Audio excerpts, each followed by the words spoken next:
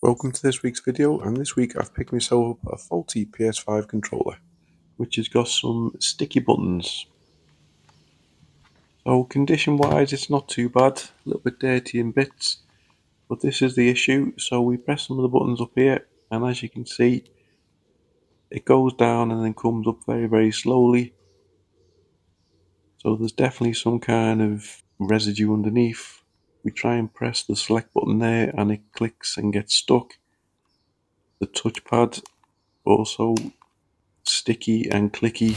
I picked the controller up off the forum for around about £25 delivered. The PS button is a bit sticky and then the button at the bottom just goes in and then doesn't come back out.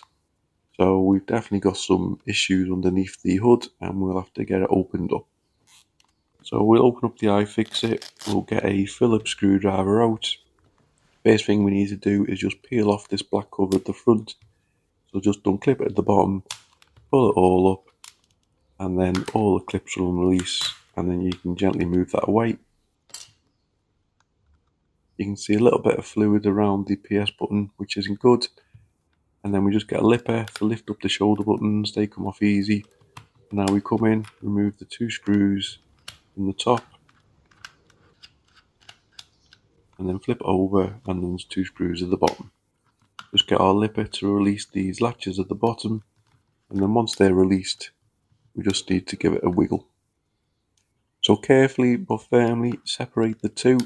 There's nothing attached to the back but the shoulder buttons at the top normally hold it in a little bit. So it should pull apart like that.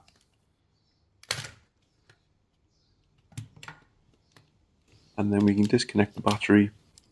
And then there's one screw that holds this tray in, which lifts out, which is also connected to the microphone at the back. So we just disconnect that and move it away. Now we need to disconnect the ribbon cables along the sides, another microphone, and then the main one at the back. And then there's two latches either side. You just need to clip out the way. And then the motherboard should be easily removed. And then we can flip it over and then we can have a little look. So I'm going to have to take two more screws out either side. We're going to have to go a little bit deeper to remove the frame. And then as you can see, we remove the whole main frame away and then we can see some sticky residue.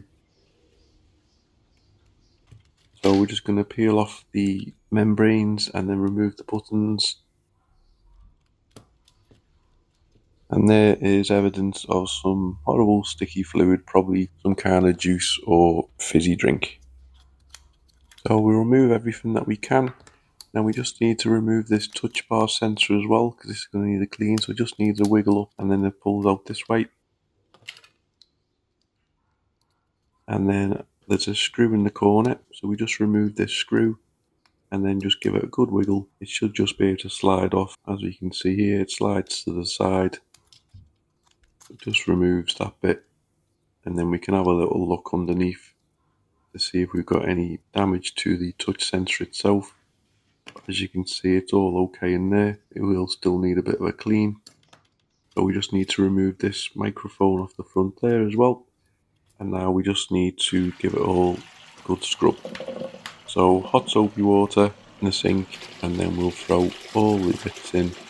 So every little piece goes in, all the buttons etc. And then we'll give it a good rinse.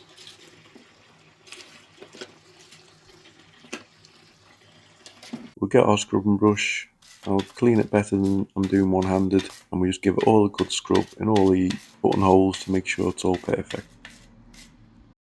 So it's all out, it's all dry, it's all nice and clean, there's no stickiness around the edges anymore, so we can start reassembling the controller. So I'll just give the flex a good clean on the front, so I'll get my isopropyl and give it a good once over all over, just to make sure that everything's nice and clean as it should be. And then the same on the boards, we'll make sure that there's no stickiness on the board, which there could possibly be. And now we just reassemble the touchpad sensor. So the parts go in there, we've put the ribbon cable through the top, and then it sort of hooks onto the left, gets into position, and then we pop the screw back into the corner, and then that just gets positioned into the housing, it hooks underneath and then gets in position like that. Make sure it sits okay. And then we start putting all the buttons back in the D-pad. Just make sure you put them in the right position. And then we put the conductive pads back into place. The PS button goes in as well. The start and select buttons in the corner. We can re-put in the front microphone. It just gets fed through. And then you just pop it into place. It hooks under the catch at the front. Then I decided to have a quick check of the flex cable under the microscope. And as you can see, we've got a bit of a major issue here. So there's a broken trace on the left, and the others also look a little bit worn down. So whatever the fluid is that came in, it's done some kind of damage to this flex, and unfortunately I'm not going to be able to repair these flex cables. And then we look at the other side of the board that it connects to, and you can see there's some real stickiness still on there, so we just need to come in with tweezers and give it a good scrape to remove all the excess. So just keep scraping it carefully, you don't want to damage the board, and apply more isopropyl, which will help to loosen it all up, and then we can remove all the excess. So I had to order myself a new flex cable off AliExpress. So it took just over 2 weeks to come, but it was worth it. It only cost 56 pence. When you're looking on the likes of eBay and Amazon, they normally cost a good few pounds. So it was worth the wait in my opinion. Just make sure you order the correct flex cable for your controller, as each controller has a different flex. This is a V3 version. So I need to remove the old flex cable. The top shoulder buttons are all hooked over, and I'm not really sure what I'm doing. So I've just got my tweezers, and I'm trying to see how it comes apart. So it hooks over and under, as you can see. There is a conductive pad in here, so I'm just very carefully pulling out, remembering which way it goes back in.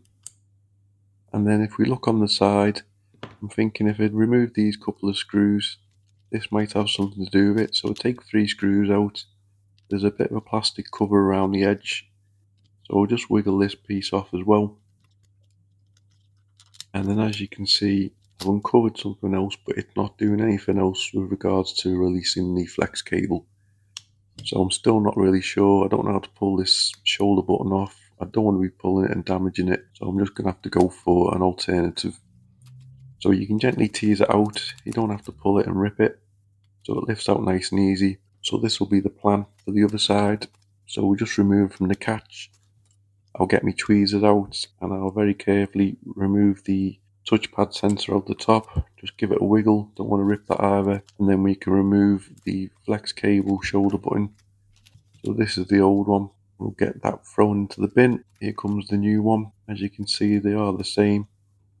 So we'll pop it into place. We'll just push it over the little dots that stick out, which will hold it into place. So make sure all the front's nice and connected as it is. And now we just need to bend this flex cable around and over and into the housing underneath there, so that folds in nice and easy. And then we'll do it on the other side. But just take your time, you don't want to be ripping the cable at this point.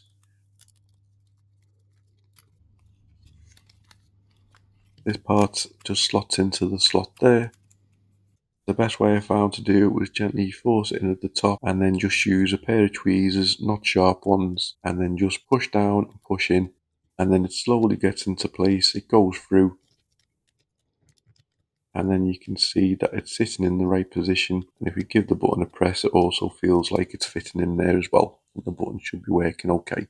So we do that on the right side, and then we do it the same on the left side. So just pop the conductive pad in, and then we just need to feed it down. If you use sharp tweezers, you're going to damage it, so blunt ones are definitely needed for this. There must be a simpler way to do it than what I'm showing, but unfortunately I couldn't be bothered doing a bit of research, and I did it this tough way. So that went in nice and simple. So now we're pretty much done. So we just attach the flex cable underneath. It just bends over and attaches to 2 little clips. And now we can reattach this side panel that I removed for no good reason. So 3 screws go back into that. Make it nice and secure. Now we can get our housing back. So it's all nice and clean. So we get the housing in, make sure the buttons are all located right. And then when we pop this part in, you just need to make sure none of the ribbon cables are getting trapped anywhere. And then once you're okay, you reapply the 2 screws either side, and then we flip the motherboard over, and then again, just use your tweezers to make sure that none of the ribbon cables are getting trapped again. Just give it a little bit of a wiggle, get it into place, and then it clips in nice and secure. Now start reconnecting all the ribbon cables. You don't want to be missing any because you don't want to be reopening it at a later date. Side ones, and then the top large one, normally easier to use your fingers to slide it in. Then the battery tray comes in, so that just goes in, just pop it into the right place. One screw goes in, keeps it nice and tight. The microphone connection there, and then we reconnect the battery. Just route the wire so it's all nicely in position. And now we can get the back housing. So your hook's on over the top, so you get your top parts connected first, get that into position, and then you just clip round and then clip the latches on the bottom, and then it all going nicely into place. And we're almost there. So all we need to do is put the screws back in. So the 2 screws that go in the top, the 2 screws go in the bottom, nice and tight. The front fascia goes on, just give a little wiggle. Just pop these 2 pointy bits in the corners and then wiggle it in. Clip it along the top, clip it along the side, and then clip the corners in. And the final 2 parts are just reconnecting L1 and R1. You just line them up and press them down and they'll click into place. And that's it, we're all back together. So it should work fine. We're just going to have to connect it to the joypad gamepad tester to make sure it works okay. So as you can see, it's showing up. Start pressing all the buttons. All the buttons are showing, show the buttons, D-pads. The analog sticks, there doesn't seem to be any stick drift in these, which is a nice little bonus. Now I've already put it back together and everything's working fine. So we've got ourselves a nice, cheap and fully working PS5 controller. So thanks very much for watching. Please like, comment and subscribe.